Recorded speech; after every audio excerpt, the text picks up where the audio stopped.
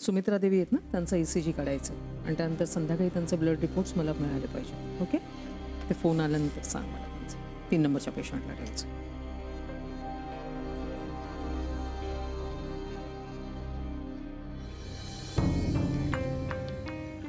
Thanks a lot. अगदी देवासारखे भेटलात तुम्ही मला. चला मी निघते आता. Bye bye. हॅलो, विक्रांतला सांग की मी आरामात भेटेन त्याला. हो हो चालेल. Okay bye bye. काय खळी आहे.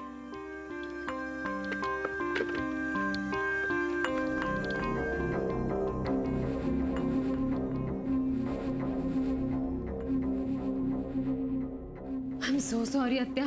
मला ना कळलंच नाही की. मलाही कळलंच नाही की असं न सांगता तू उशीर कसा काय केलास. आत्या मी घरी गेले होते आणि तिथे काय झालं की. घरी म्हणजे घरी गेल्यामुळे तुला उशीर झाला. आय एम शुअर अशी काही इमर्जन्सी नसेल घरी. नाही म्हणजे असती तर पहिला फोन मलाच आला असता आणि इथे वेळेवर यायचं सोडून तू घरी काय करत बसली होतीस. आत्या I am very sorry. Excuse me this time. म्हणजे काय झालं मी ना अथर्व. नो मानसी, हे हॉस्पिटल आहे मानसी. इथे लाईफ अँड डेथ सिच्युएशन्स असतात. कुठलाही एक्सक्यूज देण्यापूर्वी थोडासा विचार कर किंवा नाही दिलंस तरी देखील चालेल. पेशंटच्या तब्येतीपुढे इथे दुसरी कुठलीही गोष्ट महत्वाची नाहीये. Right right. दीपालीची इंजेक्शनची वेळ होती. तू विसरलीस. You are totally aware.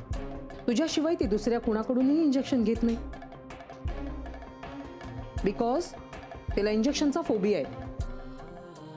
ती सारखी म्हणत होती मला फक्त मानसी इंजेक्शन देणार, मानसी इंजेक्शन देणार म्हणून. किती गोंधळ घातला तिने. आणि कुणाकुणाला सांभाळायचं इथे. I understand. नो, आधी वाटलं होतं मला तसं, पण आता नाही वाटत तसं. आणि आपल्याला आपल्या प्रोजेक्ट विषयी बोलायचं होतं. मी वेळ काढून ठेवला होता. माझा वेळही गेला फुकट. आणि प्रोजेक्ट तर वेळेवर झालंच पाहिजे. आय एम सॉरी आत्या. No, it's of no use Mansi. हे बघ, जबाबदारी एकदा घेतली ना की जीव गेला तरी ती पार पाडायची असते. एस्पेशली या नोबल प्रोफेशनमध्ये. आणि पुढच्या वेळेस जर असं झालं ना तर एक्सक्यूज द्यायला येऊच नकोस. मला कळेल काय कळायचं ते. फक्त सिन्सिअर माणसं हवी आहेत मला इथे.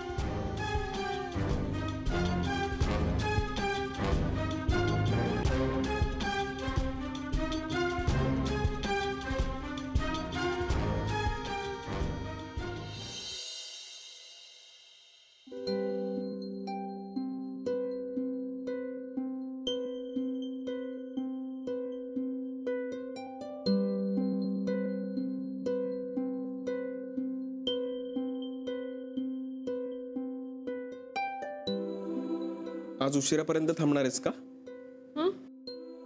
कामात तरी लक्ष आहे की नाही. हो ऑफकोर्स माझं पूर्ण लक्ष आहे कामात विक्रांत. अगं घाबरतेस काय. मी विचारतोय, आत्या नाही. त्या खूप चिडल्या आहेत माझ्यावर.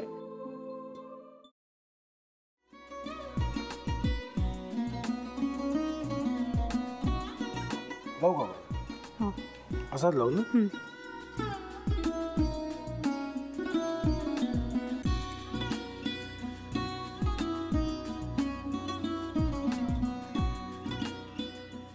आता काय करायचंय. आता आपण ड्राय स्टफिंग दुसरं काय करणार आपण त्यात. आपण ह्याच्यात मेयोनीज न टाकता बाकीचे सगळे साहित्य टाकायचे. अच्छा, हे सगळं. ऋतू, माझा तर विश्वासच बसत नाहीये.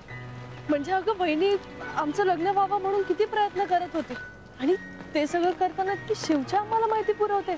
नाही, मला नाही वाटत. गौरी खूप चांगली असतो म्हणून तुला सगळं जगत चांगलं दिसतं. पण शिव उगाच बोलला असेल का. त्याच्यावर विश्वास नाहीये का तुझा. शिववर पूर्ण विश्वास आहे मी माझा. पण तो आता हे जे काही करतोय ना, म्हणजे निशा बहिणी समोर त्या राधिका सोबत फिरण्याचं नाटक वगैरे, ते त्याचा काही उपयोग होणार नाहीये. अगं असं कसं म्हणतो.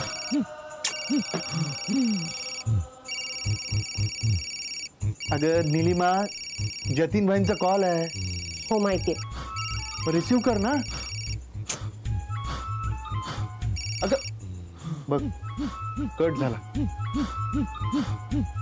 आता तू रिसीव केला नाहीस म्हणून ते मला करतील. अब पुन्हा आला बघ. घे बघू. पण हे एक ना एक दिवस घडणारच होतं. आता मला कळलं तुम्ही 2 दिवस झाले काय सांगत होता ते. बनू हे संकेत असतात आणि हे ठरवून येत नसतात. मी बाहेर तुमची वाट बघते.